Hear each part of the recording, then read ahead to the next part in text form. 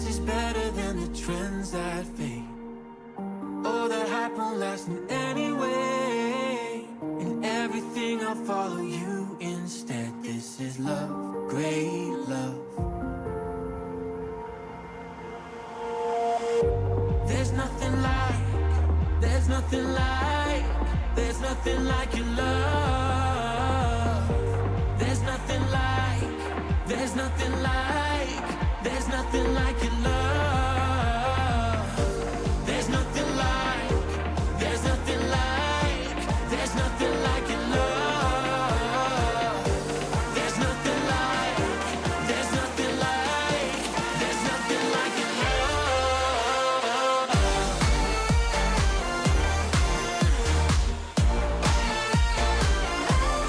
This is love.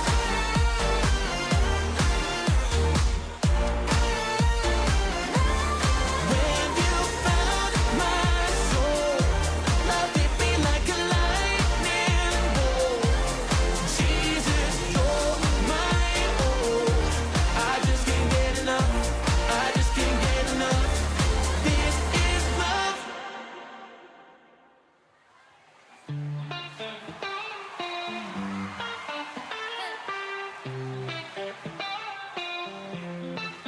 You're indescribable in every way. You search me out, now I'm caught up in your grace. I heard my name across the ocean.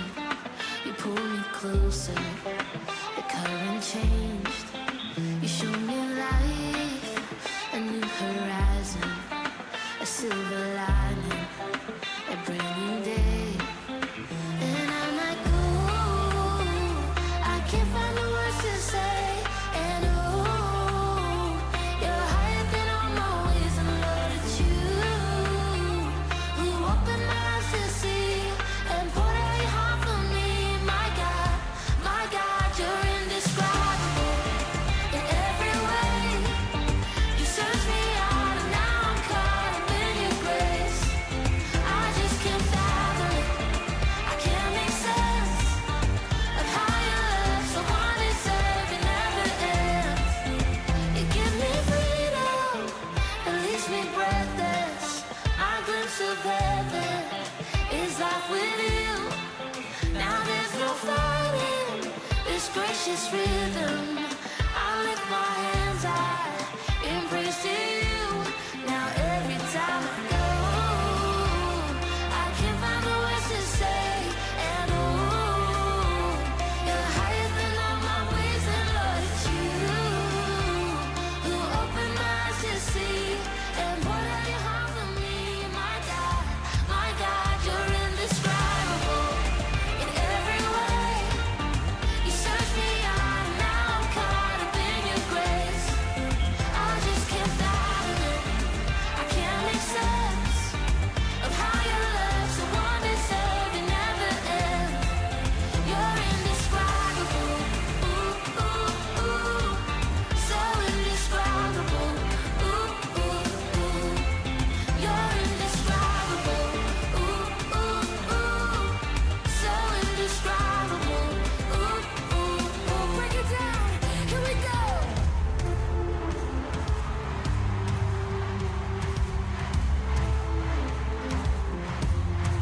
Perfect love took my place.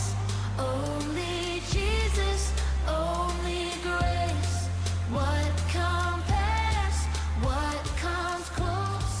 Where you come?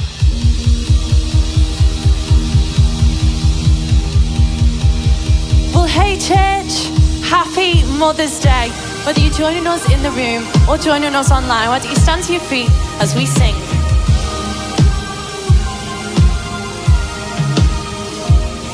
Let praise be a weapon that silences the enemy. Let praise be a weapon that conquers all anxiety. Let it rise. Let praise arise. We sing your name in the dark and it changes everything.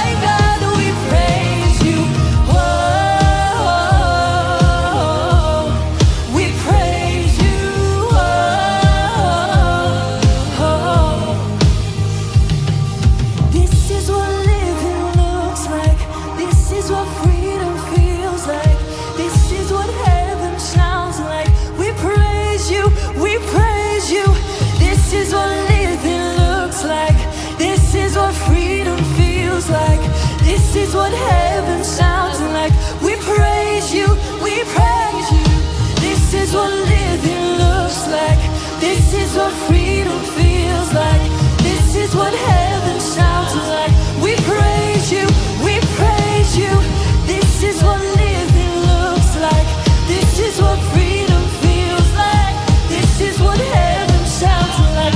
We praise you, we praise you. We'll see you break down every wall. We'll watch the giants fall. Fear cannot survive when we praise you.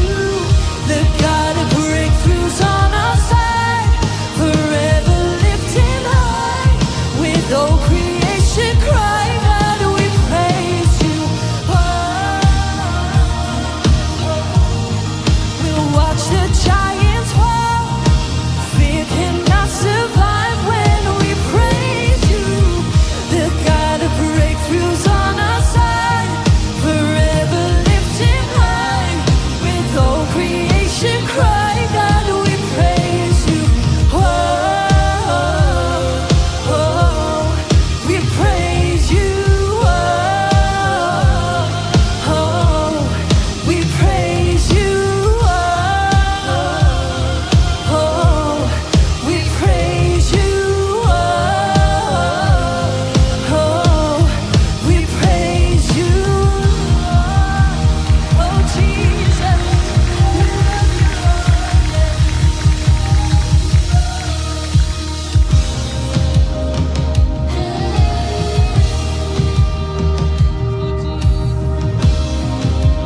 Come on, church, would you sing this with us today? Who's tasted? Who's tasted death, but never known defeat? Who's never led a fight without victory? Who is this King of glory? Our God so strong and mighty. The battle belongs to our God. The battle belongs to our God. He is fighting for us.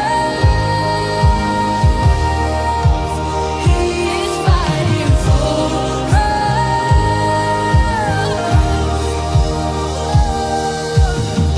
Who conquers fear? Tells the dark to flee.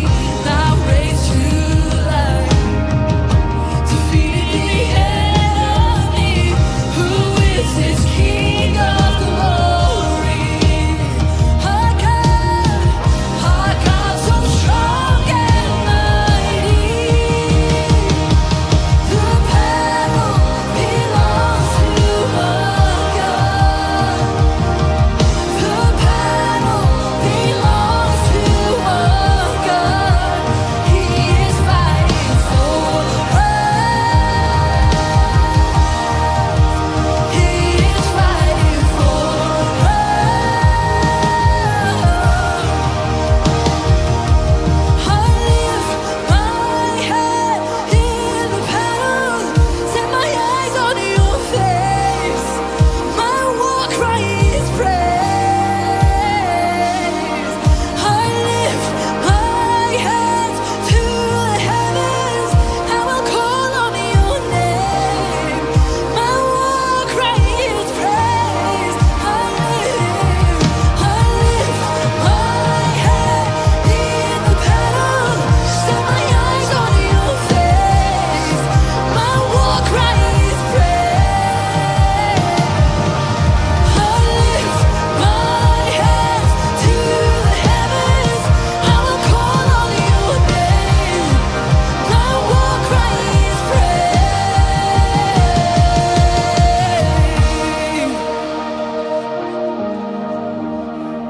My war cry is praise. Jesus.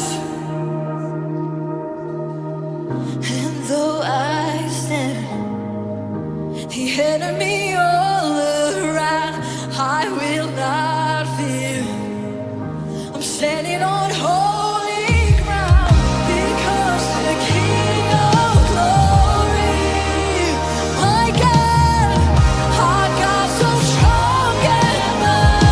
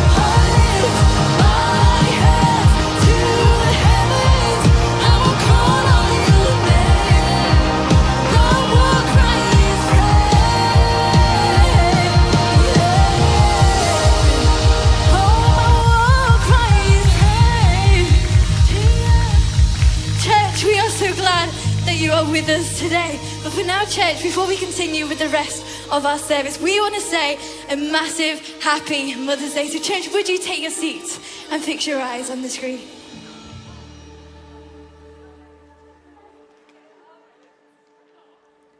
To every woman, every sister, every mother, every daughter, and every friend, today we celebrate you. Thank you for being tenacious. Thank you for being fiercely brave and bold and beautiful. Thank you for graciously loving at all times, for fighting for your children, for hanging on to your marriage. Proverbs 31 reminds us that we as women are clothed in strength and dignity. So I pray this Mother's Day that strength and dignity would be found in you and on you.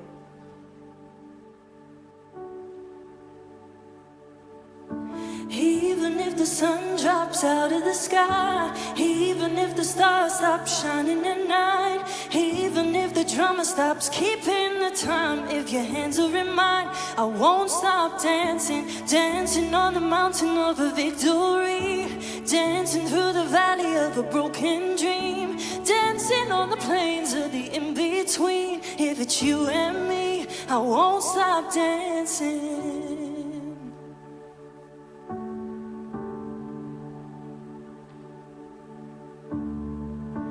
We've made some memories, we've got some history. If we told them everything, they'd never believe it. So many loves out there, but none of them can compare to this sacred space we share. Oh, I'm dancing away my cares, I'm not leaving. Even if the sun drops out of the sky, even if the stars stop shining at night, even if the drummer stops keeping the time, if your hands are in mine, I won't stop dancing, dancing on the mountain of a victory, dancing through the valley of a broken dream, dancing on the plains of the in-between. If it's you and me, I won't stop dancing. Hey, I won't stop dancing. I won't stop dancing. To the right, to the left, when you step, I'll step. I won't stop dancing. To the right, to the left, when you step, I'll step. I won't stop dancing. To the right, to the left, when you step, I'll step. I won't stop dancing. To the right, to the left, when you step, I'll step. I won't stop dancing. To the right, to the left, when you step, I'll step. I won't stop dancing. To the right, to the left, when you step, I'll step. I won't stop dancing. To the right, to the left, when you step, I'll step. I won't stop dancing. To the right, to the left, when you step, I'll step. I won't stop dancing. Even if the sun drops out of the sky, even if the stars stop shining at night, even if the drummer stops keeping the time, if your hands are in mine, I won't stop dancing, dancing on the mountain of a victory, dancing through the valley of a broken dream, dancing on the plains of the in-between. If it's you and me, I won't stop dancing. Hey, I won't stop dancing. I won't stop dancing. To the right, to the left, when you step, I'll step. I won't stop dancing. To the right, to the left, when you step, I'll step. I won't stop dancing.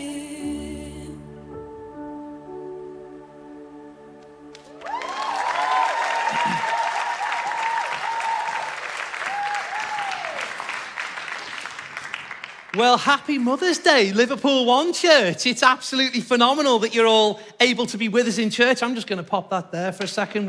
That'll become apparent in a short while. But it's amazing, however you've come to be with us in church, whether you're here in the room or whether you're joining us at home online, we just want you to know that on Mother's Day especially, we're so glad to have you here. And I really hope that all you girls out there, whether you're a mum or not, I hope that you've had a bouquet of flowers today, maybe a card, and just to show you just how special you all are. You know, today we're at the end of our current series of talks, which we've simply entitled The Blessing of Being Stuck.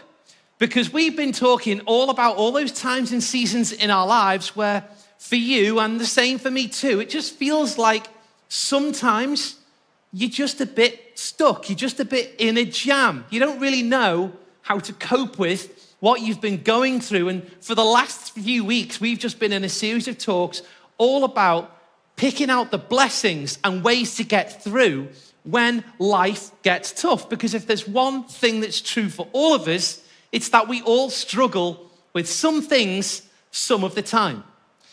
You know, my wife is amazing. Like, if you know her, you'll already know this, but my wife is incredible. She's a really great friend. She's got a great heart for people, and she's like the most amazing mum I have ever seen in my life, save none. She is boss, to use a Liverpool word. She's amazing. But there's one thing that my wife struggles with more often than not, and she won't mind me saying, but quite often, she seems to struggle with this one thing. And that thing is the Mersey Tunnel. Now, she struggles with the Mersey Tunnel on a number of levels. And quite often, she finds herself in there, maybe when she didn't expect to be in there. And whether or not she was in Liverpool traveling to Wirral, or Liverpool going to Liverpool, or Wirral going to Wirral, even if her journey didn't involve the Mersey Tunnel, often she finds herself in there. And there's been a couple of occasions, one quite recently, and she was just taking a couple of the people from here in the church. She was dropping them home. One of the guys who lived out in Aintree and one of the girls who lived over on Wirral. So she left the church and off she heads over to Aintree, which, as we all know, is in Liverpool.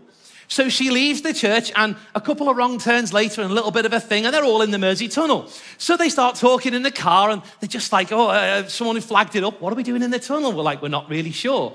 So they all go to the staffed booth, the other side of the water, and they explain to the lady, we didn't expect that we were going to have to come through the tunnel. We don't really need to be here. We need to go back. Is there any way you can do a thing with the cones and just let us go back? And so the woman opened the cones and just let them go straight back through. They come back through the tunnel. They end up at the other end back in Liverpool again. And with one quick lap of the roundabout and a lane change later, they're back in the tunnel again, going back to Birkenhead for the second time.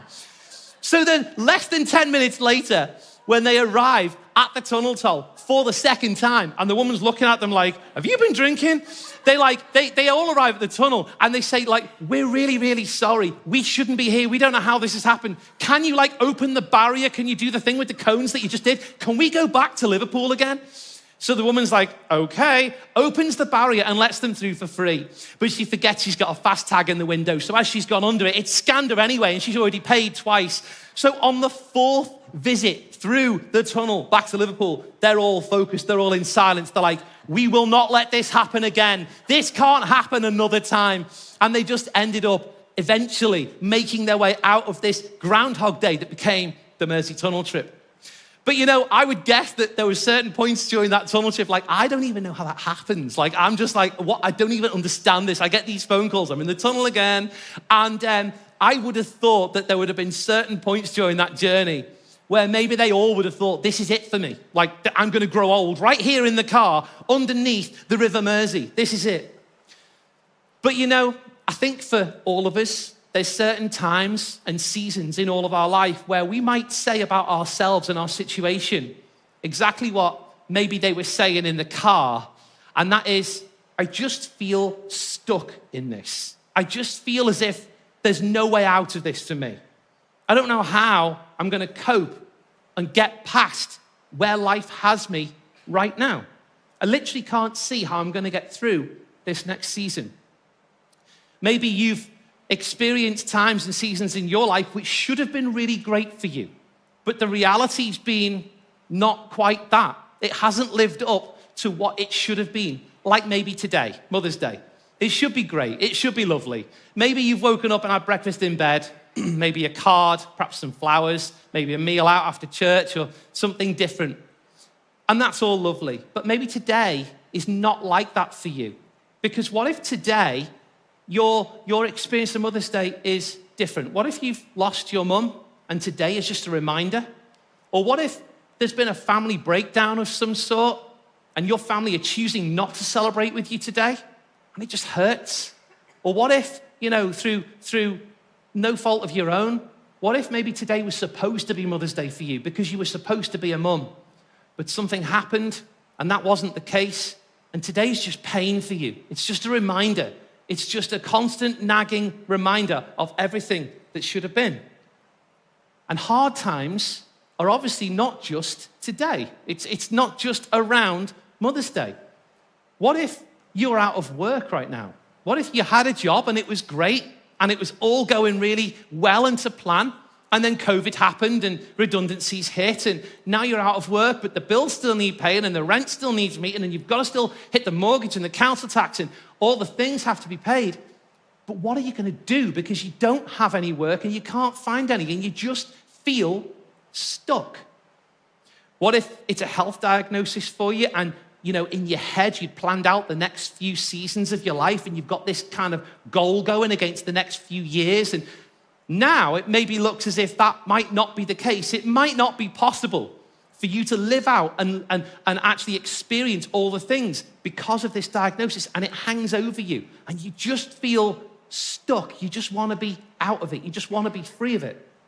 Maybe for you, it's a family situation with a sibling or a parent or a relative. What if it's a finance thing where you feel just trapped and hemmed in? There's a whole host of ways in life that we can just feel stuck. So today, I just want to spend a few short moments that we've got together looking at and exploring the answer to this one question. How do I cope in life when I feel stuck? How do I cope when I feel stuck? Because you might go, yeah, today I do feel stuck, but I know I have to carry on, so how? Like I literally know I have to get up every day and do something, but how do I do that? Like, how do I actually go about doing that? Or you might say that you've been stuck at some point in your past, and you might go, yeah, I didn't deal with it too well then, and I know that in life, like there are seasons of good and seasons of bad, so if I get there again and I didn't deal with it too well then, is there anything that you can tell me that's going to help me maybe the next time? Because if you might be here today going, there's no lessons I can learn from the season of life where I find myself. There's no blessing in being stuck for me. It's just horrible, it's nasty, it's pain, I don't enjoy it, it's not a good thing, and all I want to do is get past it. Like, sure, I come to church, and sure, I read my Bible, and I do those things, but still, I just feel like I'm not going to be able to cope with what I'm going through. I just feel properly overwhelmed. Well, I just think that for all of us, maybe one of the most important things that highlights itself and that rises to the surface through times and seasons in our life which are hard is undoubtedly the people who we choose to surround ourselves with. It's those who are close to us. It's those who we do life with. They're the ones who we can lean on and count on and oftentimes rely on to be there for us in those seasons. And I find it interesting that sometimes it takes hardship in life and tough times for us to learn the value of those people who are the closest ones to us. Because in life, if we're going to navigate our hardest and our darkest days, then some of the most important people in our worlds are going to be those who we run life with, who we rub shoulders with, who we lean into, who we do our days with. Because they're going to be the ones that are going to love us and comfort us and help guide us through some of the hardest times. And today, I just want to have a very brief look at a case study of a particular guy's life in the Bible, because I think that this guy knew, as much as anybody else in the Bible knew, what it was to be stuck in life and what it was to go through hard times. I mean, I'm sure there's tons of people who we could look at for this exact thing. But I think this guy has just got a really incredible set of values and a really great case study for us. And his name was Moses. So let's just have a very brief look at the life of Moses and just learn a little bit about this guy that we're going to talk about today. So Moses was born into slavery. He was born as a slave, an Israelite slave, into the nation of Egypt. And the Pharaoh, the guy in charge, decides that he wants to kill all the Israelite boys. So rather than let him be killed, his mum, who definitely deserves a card on Mother's Day, sticks him in a basket and sends him off down the river. Now, I'm just saying, if you've got a baby and you want them to be safe, don't go today, leave church, bang them in the Mersey and kick them down towards Stanlow, because that's not going to end very well for you. But this baby ended up going all the way down the river, where the Pharaoh's daughter saw the baby, rescues him, and takes him into the palace when he should have died, and raises him as an Egyptian, even though he was a Hebrew, even though he was Israeli, and she raised him in the palace under Pharaoh's nose, where he should have been dead, which is crazy. So then when Moses gets a bit older, he then sees an Egyptian slave master mistreating his Hebrew slave. And he goes over and he gets all puffy-chested and he gets involved in this fight and he ends up killing the Egyptian. So now not only should he have died, but now he's got blood on his hands and he ends up killing this Egyptian guy. So he runs from Egypt literally for his life, which doesn't end too well for him, because God then says to him, what I want you to do, mate, is go back to Israel, and I want you to ask the Pharaoh to release all the rest of the Israelites, all your people. And he's like, I don't think so, because that's not a journey you want to go on. As Moses, like, you've got blood on your hands, you were a wanted man, you should have been killed as a baby, and you want me to go back there and ask for all the rest of the Israelites? Are you crazy? Anyway, it's not good to argue with God, so Moses goes. And then eventually when God causes the Pharaoh to release all of the Israelite slaves, all the Israelites, and they all leave together, millions and millions of people, the whole nation, they all leave Egypt. Then they all get stuck together between the sea on one side and the army on the other side, because the Pharaoh changed his mind and went, actually, no, kill him. So they've got the sea on one side, the army on the other, they're all trapped in the middle. Again, what we see is God come through, because Moses is told by God, hold your staff up and I'm going to part the water and you're going to walk through. And he's like, okay, I've got to do the thing. So like, there we go, there it is. And you know the story. They all walk through the water safely to the other side. So they're all in their promised land. So everything's okay, right? No. So they all get to their promised land. And then, because all the people are like, moaning and groaning and complaining, because they're like, we're better off where we were. It was better back in Egypt. We're better as slaves than here in the desert. God then causes Moses to lead them in circles, like lost in the wilderness for the next 40 years, just so that there's so much dissent in the camp, and he just wants to breed it all out of the camp. So they all get lost for 40 years. Eventually, finally, they arrive at their promised land. So all's good, right?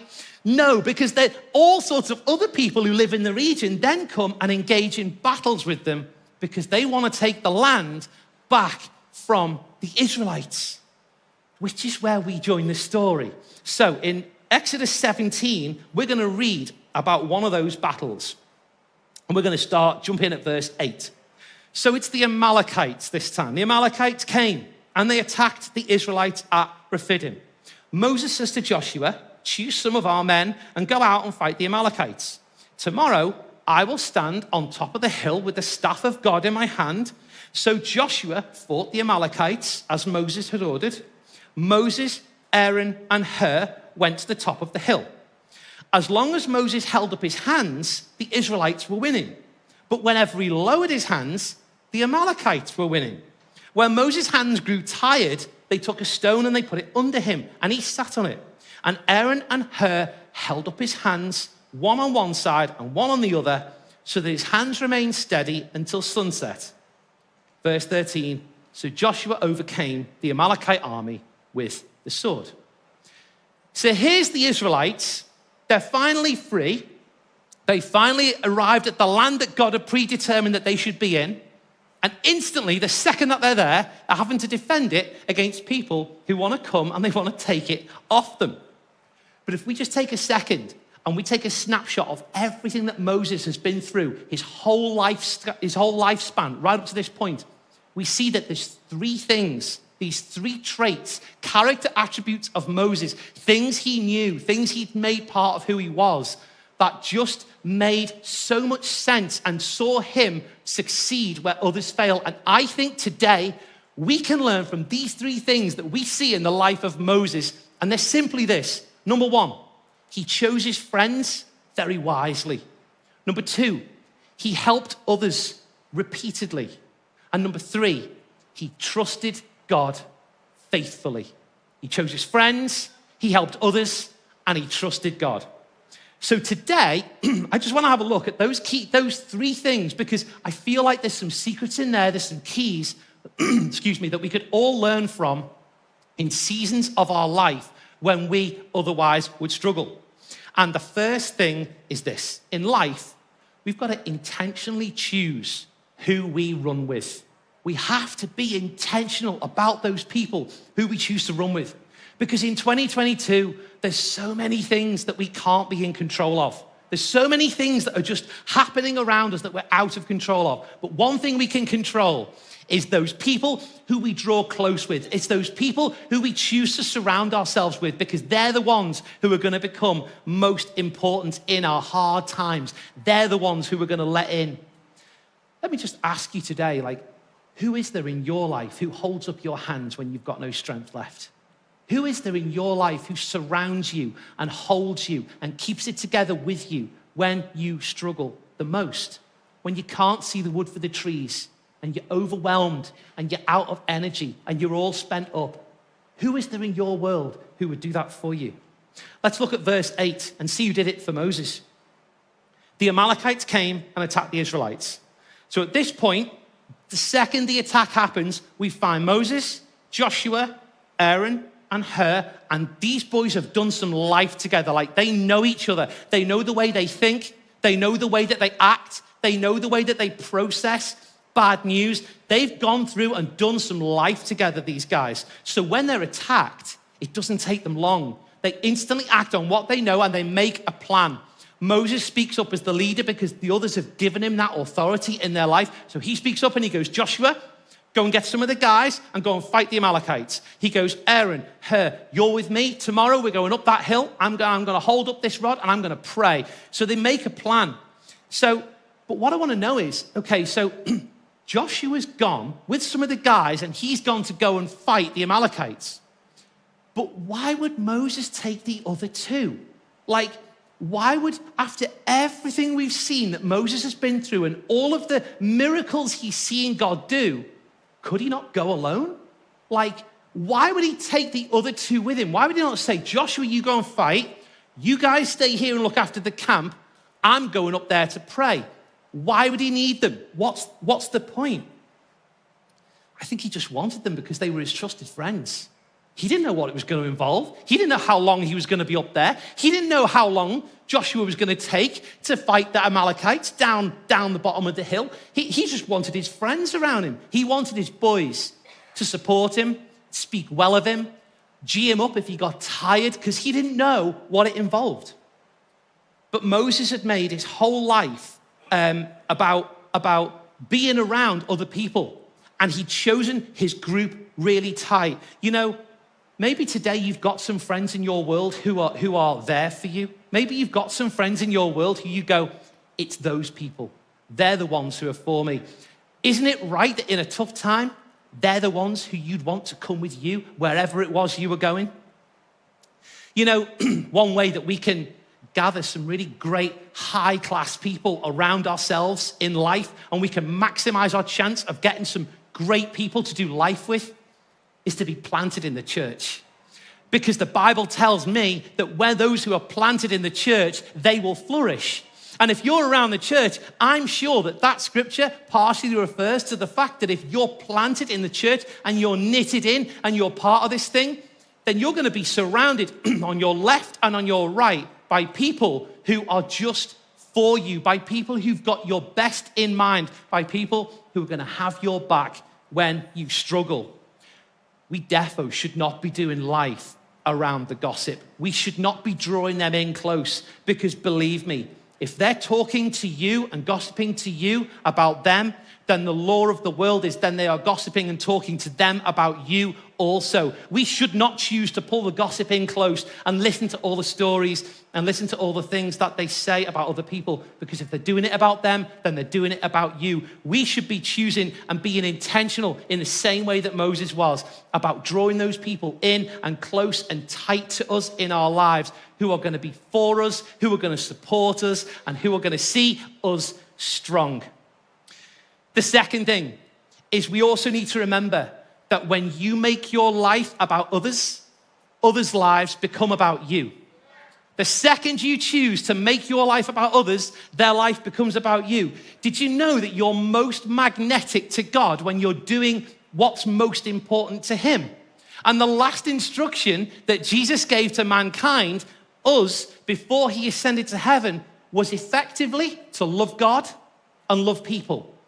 And when you help others, when you make your life about helping others, I believe something happens on the Father heart of God and you pop right up on his radar, because what you're doing is making your life and your days about what's most important to him, and he can't help but become attracted to that and part of that, and he starts to get right alongside you.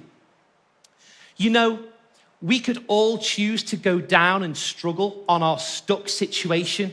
We could all choose to have like a one-man pity party, and we could have like a little cry in a cave, and Moses could have taken himself off and gone, but I've only just got here and the Amalekites have come and it's all so bad and woe is me. And I'm convinced that if he'd done that, they probably would have lost. But he'd made his life about helping other people. So when he started to struggle, he had friends who came alongside him. And that not only that, but they were ready to help him right where he needed it most. Verse 11 says, as long as Moses held up his hands, the Israelites were winning. But whenever he lowered his hands, the Amalekites were winning. And when Moses' hands grew tired, his friends took a stone, they put it under him, and one guy got one hand, one guy got the other hand, and together they held up his hands, one on one side and one on the other, and he remained steady until sunset. So there he is. He's up a mountain. He's holding his staff up to God because he realizes as long as it's up, they're winning. As long as it's up, they're good. He's praying and he's believing. But the second it comes down, he starts to struggle. The difference was, Moses wasn't there on his own. He had his mates next to him. And when they saw him struggling, he'd made his life about others and they stepped right in. For example, like if I could just have my helpers up on stage, that would be amazing. If we just said for a second that this stick represents the thing in your life that you struggle with. This stick is your financial worry. This is your family breakdown. This is your lack of job. This is your health report. If we just said that this stick for a moment becomes your stuck, then that would be really cool. But it's a bit of a naff title, so let's just say that this represents the thing that you're struggling with and your situation. But in reality, to you, your struggle, your stuck, your thing is not really similar to this, because it's bigger to you than that. Your situation to you is more like this log. It's more like this tree branch. It's kind of big. It's kind of awkward. You don't know how far you're going to be able to get through life carrying this thing. You don't know how far you'll be able to walk before the weight of what you're trying to carry starts to weigh you down. It's certainly nothing like this. It's far more similar to that branch. But the thing is, even though it's kind of big and it's kind of ugly and it's really hard and it's massive to you, you're going to try your best to carry it anyway. Mike, if I can ask you to pick up the log, do you see why I didn't do this by myself? If I can ask you, bro, to hold that thing over your head in the Moses-like pose. Look at that. There we go. Front row tickets to the gun show right here.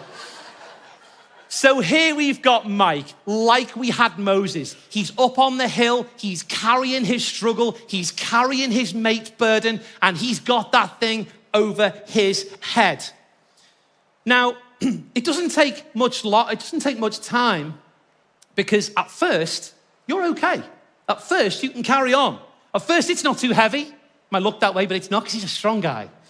At first, it's not too bad, and you feel like you're able to do a bit of life. You feel like you're able to carry on. You feel like you're able, and people don't see your struggle.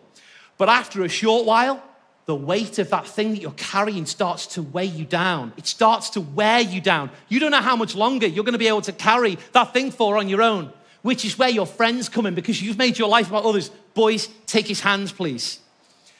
Because the thing is, Mike's a great guy, and we like him, and he serves in the church, and he's just an awesome, awesome guy. He's got some friends, and because he's chosen to make his life about serving others, you see how easy it is now. His friends come in and they take the weight and they help him with his burden, and they help him, they get around him, they get involved in the struggle. They're now getting covered in all the bits of wood that are falling off that thing. They're right underneath it with him, and they're making their lives about helping him. Exactly the same as when those boys got round Moses up that hill, because he was making his life about helping Joshua and helping them win the battle. The second he struggled, his mates came and they stepped in. Mike doesn't need a rock under him. See the size of those legs? He just needs a couple of guys to come next to him. He just needs a couple of guys to hold his arms. Guys, thank you. Can we just give it up for our strong men? We love you. We love you big time. I'd love to be as big as Mike, but that's just never going to happen. You know, we should all be a church filled with people who are looking for opportunities to make our lives about others, make our lives about serving others.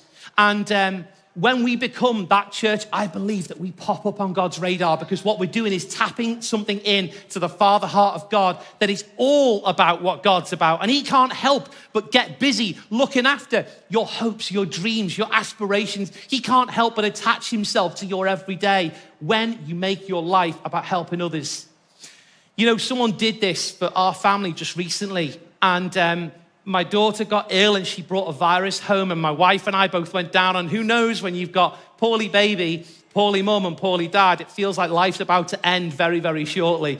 Well, we were all down, and this one day, this box came through the post, and it just had like chocolates and sweets and treats and goodies and activities for our daughter, and just a note in there that said they were praying for us, they were believing for us, and they were wishing us that we'd get well soon. And you know what? That's what it looks like to hold up someone's hands when they're struggling. It's as practical as that. So let's be a church that always looks for the opportunities to get creative and hold up the hands of those people who are close to us, who are in our church. Because if you look down your rows to the left and to the right, they're there. They're looking out for you. They're the ones that are going to support you and hold up your hands. And the third and final point today is that we can trust God with everything, every time. Everything, every single time. If we're going to cope when we feel stuck the most, this is something that we're going to need to remember. This is something that we're going to need to be hot on. Both Joshua and Moses knew this. They knew they could trust each other for sure, but they also had an unwavering, unfaltering trust in God that he was always going to come through every single time, that he was always going to deliver them every single time. Because the whole time Moses had positioned himself while Joshua was fighting, he was in full sight of him. So if Joshua started to waver and think, oh no, the Amalekites are winning, he can see it coming down. He sees Moses' hands get raised by his boys. He sees him, he's encouraged. We have to know that up the hill, someone's praying. Up the hill, someone's got their hands. Up the hill, that's where the battle's being won, because we can trust God with every single thing, every single time. You see, Joshua was a warrior. Moses was a prayer. Joshua took the boys to fight. Moses took his mates and prayed. And together, they both won. Those guys up the hill would have never wanted Joshua to lose the battle, because they were the same race. If he'd lost the battle, they'd have been for the chop. So their trust in God was literally for their very lives. Joshua won the battle. Verse 13, so Joshua overcame the Amalekite army with the sword. God delivered. You know, I remember really vividly, literally as if it was yesterday, the day and the moment that Vicky, my wife, and I decided that we were going to have a talk about starting a family. I remember where we were. I remember the room we were in, and I remember the way we felt. We were just like, let's do this. Let's start a family. Let's begin the next chapter of our lives. Let's just do this. And as the days turned into weeks, and the weeks turned into months, and the months turned into years, and there was just no sign of a baby. I remember eventually we just started to talk, and we just sort of said to each other, maybe we should fix a date. And if there's no baby by this date, then maybe we ought to just go and involve the medics and just go for an appointment and see what the score is. So we did. And the date came and the date went. So we ended up at an appointment, and we were told something that day, which I don't think either of us were expecting. We were told that it would be virtually impossible for us to have a child without medical intervention. But we were told something else. We were told that our only hope of starting a family was going to be IVF, which was a real surprise to us because we know, like, it's modern day medicine. It's modern day. There's other stuff you can try. In our minds, IVF was a last resort. Not that we had a problem with it. We just imagined it was our last resort. Definitely not something which would have been our only hope. But one thing that was great news was they said, because you're young and you're fit and healthy, you stand a really great chance. You do stand a really great chance, the best chance of being a success. So we start the process, and it's an invasive process, and it's not nice, and it's hard, and it's horrible, and it's just not great. And when we reach the end of the process, all the time keeping in our minds, we're perfect candidates for this. This should work. This is going to be great. At the end of the process, we left the hospital one day, effectively pregnant. We were at the end of the process, and there's a wait of roughly 2 weeks before you find out if everything's gone to plan and if there's a baby there, and there's this 2-week wait. And during that 2 weeks, man, we dreamed, like, we did everything possible to ensure success. Vicky took a fortnight off work, and we did gentle walks, and we just potted around the house, but we let our minds go to a place where we dreamed and we planned, and we picked out baby names, and we went there and thought about what the nursery was going to look like, and we just started to live the rest of our lives right there. And it was so exciting. And then this one day, I just remember that Vicky just had these complications, and she phoned me and we talked, and I was like, okay, well, let's maybe just go and get everything checked in the hospital, make sure we're all progressing okay and everything's doing all right. Nothing could have prepared us for what we got told when we went to the hospital, because we turned up at that appointment. We just got told there's nothing there, nothing. Whatever's gone wrong, it's complete. There's no baby, there's no chance, there's no nothing. It's gone, it's done. So we left. All the time we were just thinking, but we were perfect candidates for this. And the other thing we were thinking was, this is our only hope, and now it's failed. So we left. We didn't speak, we just cried. I didn't know how to console my wife. I didn't know what to say. I felt properly numb. Vicky was smashed. It happened to her like it happened physically to her. I just didn't know what to do. But during that time, we had our friends, our trusted friends, who got round us, people who we loved and who loved us, and they spoke with us, and they cried with us, and they prayed with us, and they held us tight, and they were so over us. They held up our hands when we had no more strength to go. They just lived the days with us all the time, speaking God's promises over our lives and over our relationship and over our future family all of the time. And you know, in time we healed, and in time things got easier, and in time we decided that we would give IVF another go. So as we were gearing ourselves up mentally to go again for this process, who knew that God had a different idea? And before we could actually get to the hospital to have any more IVF, we just fell pregnant with our baby girl, who we decided to call Elsie, because it means God's promise. And she's literally perfect. She's perfect in every single way. But you know, I say that not to say like, look at us, we've now got our family.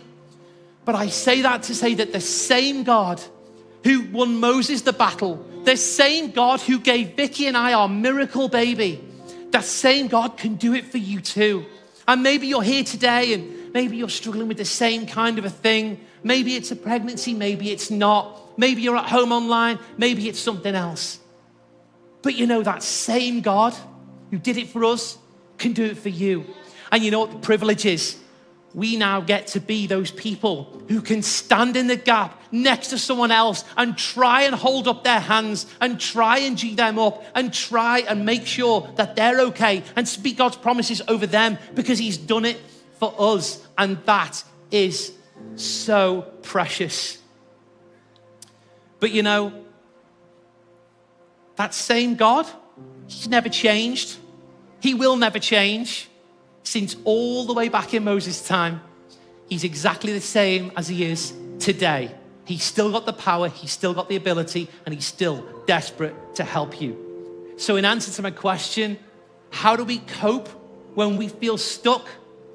Well, let's just pull those things right out of that story. I'd say in my experience, the people who you have close to you are such a blessing. So choose them wisely. The ones you draw into your circle, choose those people wisely. Choose to serve God repeatedly and choose to serve others repeatedly. Make it part of who you are in exactly the same way as Moses did. And let's all do our best to always remember to trust God with everything, every single time, because he's a good father. And he loves you so, so much. Church, I'd love to pray with you. If you just stand with me and then the band are going to come and we're going to sing one more time. Heavenly Father, God, we're so grateful that we serve you. God, we're so grateful that you're alive. We're so grateful that you're real. We're so grateful, God, that you are all-knowing and all-powerful. And God, I'm so grateful that today, we get to collectively bring ourselves to you. At the end of this series of talks called The Blessing of Being Stuck, Lord, I ask that if there are those here in the church room right now or at home online and life finds them in a place where they don't know how they're going to carry on, God, I pray that you will be faithful, that you will deliver them, God. I pray that as we try our best to choose our friends wisely and serve others, I pray, God, that you are faithful and that we can remember that we can trust you with everything, every time, even when it's hard. Lord, I pray that you bring people through what it is they're going through. In the name of your Son, Jesus. Amen. And maybe you're here today and you know, you've maybe never made that step or taken that step where you just say, you know, I can see the value in this life alongside Jesus, but I've never made that decision for myself. Well, I'm just going to pray one very quick short prayer right now. And if that's you, maybe your heart's beating out your chest, you're just like, this is my moment. I'm gonna say yes to Jesus. If this is you, just pray this prayer quietly in your heart, and then the band are going to come and we're going to sing one more time. So let's pray. Heavenly Father, you see me where I'm at. And God, I want to say, God, that I'm so thankful that you died on a cross for me. Lord, I've done some stuff that's maybe not great in my life, and I need you to forgive me. Lord, I want you to come and live on the inside of me. I want you to make your home in my heart for the rest of my life. And I choose that I'm going to now be a Christian, and I'm going to do my best to follow you. In Jesus' name, amen. Let's worship.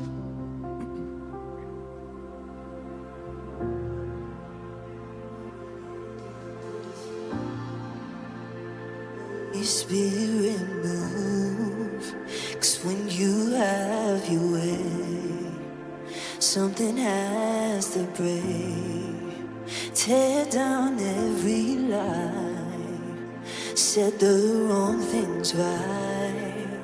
'Cause when you have your way, something has to break. Something has to break.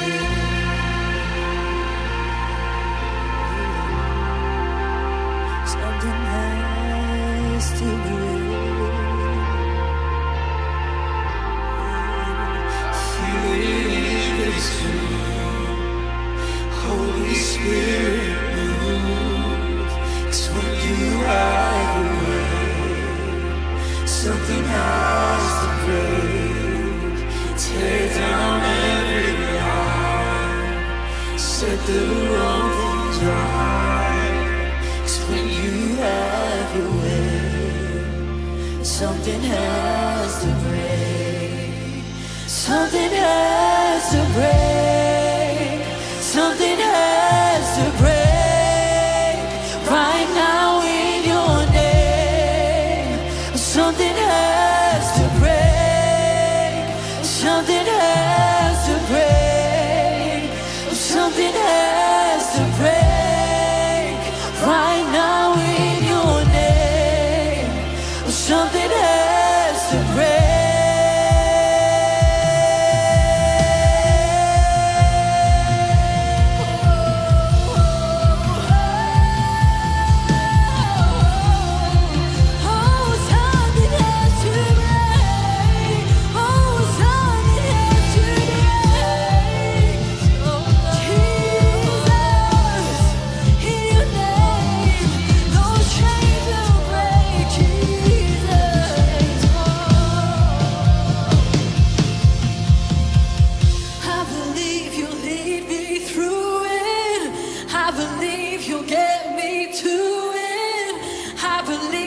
You will do it right now.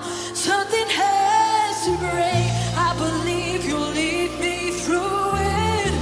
I believe you'll get me to it. I believe that you will do it right now. Something has to break. I believe you'll lead me through it. I believe you'll get me to it.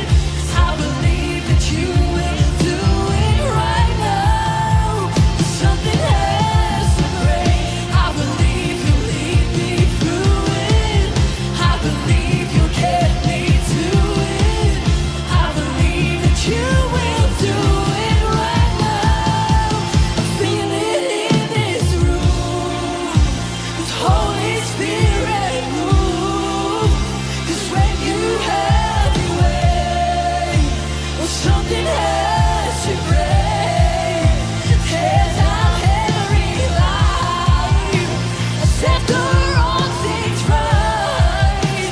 'Cause when you have your way, well, something has to break. Well, something has to break. Well, something has to break. Right now in your name. Well, something has to break.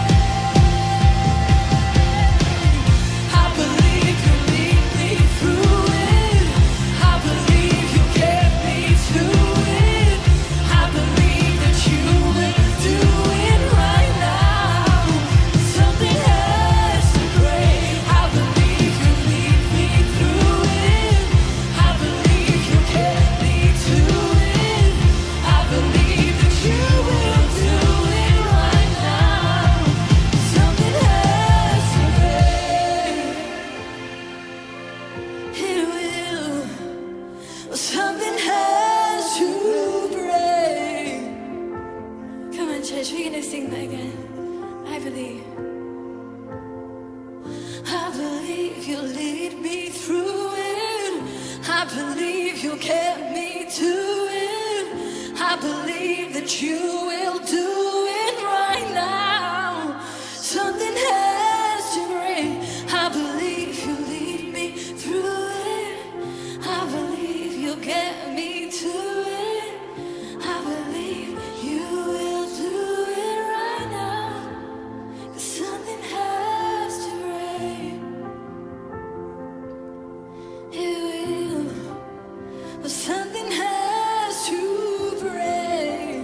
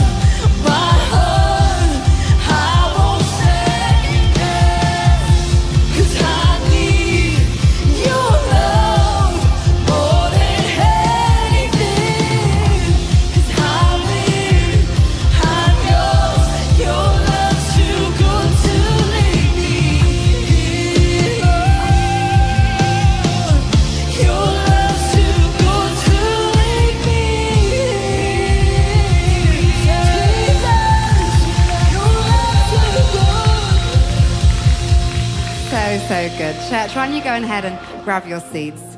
Hey, what an encouraging message. Maybe you're in here today and think, I want that. I want them friendships. I want relationships like that. Well, I believe that this is a season for you, that God's going to bring people into your life, people who you need right now, people who are going to bless your life, people who are going to add favor to your life, people who are going to be there through every season, the good and the bad, because that is who our God is. He's a relational God, and he shows up just at the right time. So thank you, Dave, so much for bringing that message. Thank you for being vulnerable and real to us, and it really helps us. And hey, we love you guys. We love you and Vicky and your family. So good. But church, maybe you made that decision today. Maybe you made that prayer, second prayer, and you prayed and asked God into your life. And hey, that is the best prayer that you will ever pray. And that's the best decision. And we celebrate that. And we just ask you to do two things. First thing, just keep coming back. That's what we all did. Just keep coming back. And second thing, tell one of our team. We would love to celebrate with you. We would love to set you up strong. Maybe that's a Bible you need. We want to give that to you. But hey, that is so good. So encouraging for us here at Liverpool One Church. Yeah, that's great. And hey, maybe it's your first time in church today, whether you're in the room or you're watching online at home. We hope that you felt super welcome here today. And if you want to connect with us, we would love it if you would do so, and it's a super simple way to do it. You just need to scan the QR code on the seat in front of you, and that way you can just keep in contact with us and all that's coming up in the life of church. But hey, like Meg said, like Dave said, if you do want to get around community, if you want people to get around you and you to get around others, then we just encourage you to do two super simple things. And they are maybe to consider joining a life group, which is just a small group in the week that are going to meet throughout the week, meeting people's homes or here in church. And it's just a way of making a big church feel nice and small. Or you can join to serve a team and serve on a Sunday. Come be a part of the bigger picture. Come and build this with us, because we would love to have you. Yeah, so true. Well, church, next week we're starting a brand new series called Legacy, and that's going to last us all the way through to Easter. We have got an amazing Easter service for you, so have a little glimpse and fix your eyes on the screen for a teaser.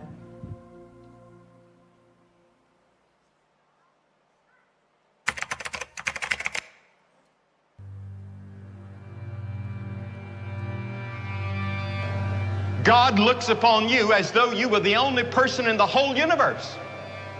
He sees you and you alone. And on that cross, Jesus had the capacity to think of you. And he loved you enough to stay on the cross. Was there ever such love as that?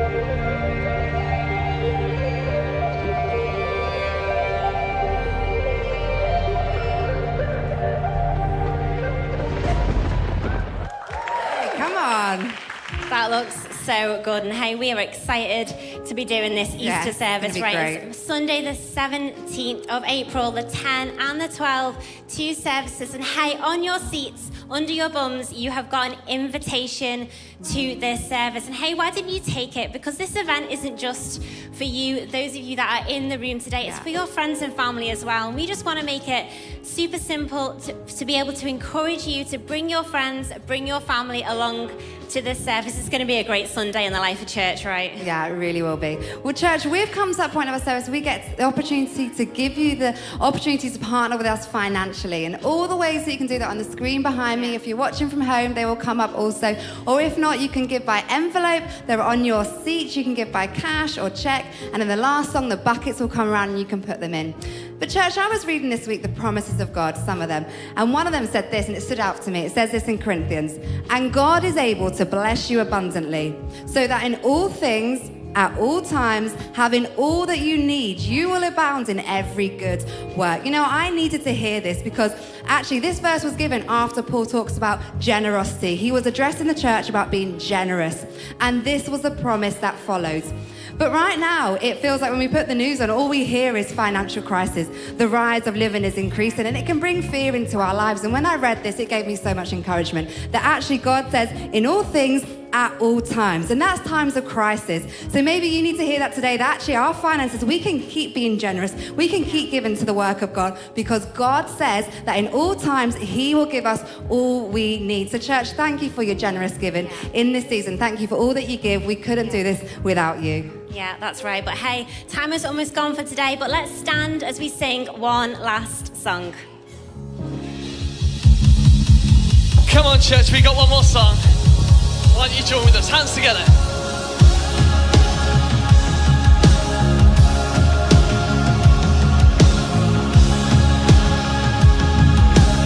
Come on, we sing. When all I see is the battle, you see my victory. When all I see is the mountain, you see the mountain.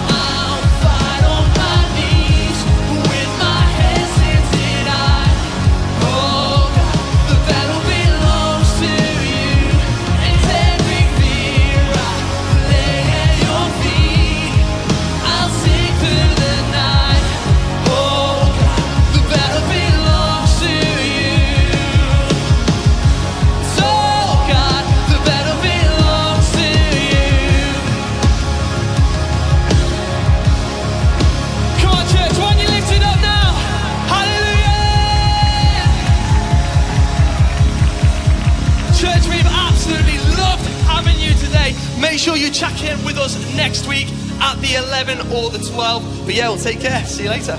Definitely the 10, sorry.